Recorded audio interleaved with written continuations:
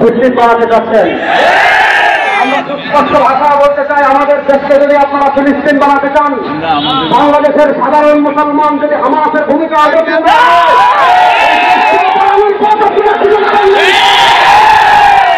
আমরা পরিষ্কার ভাষায় ঘোষণা করতে চাই, আপনারা ছাত্রলীগের মাঠে নামার ঘোষণা দিয়ে আমাদেরকে কি মেসেজ দিতে চাচ্ছেন? আমরা ছাত্রলীগের বাইরেকে বলতে চাই, আমাদের সাথে যদি খেলতে চান পরিষ্কার আছেন।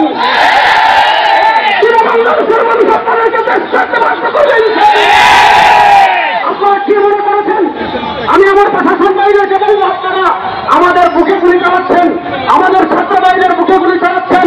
পরিষ্কার ভাষায় বলতে চাই, আপনারা আপনাদের পাড়াকে ফিরে যান।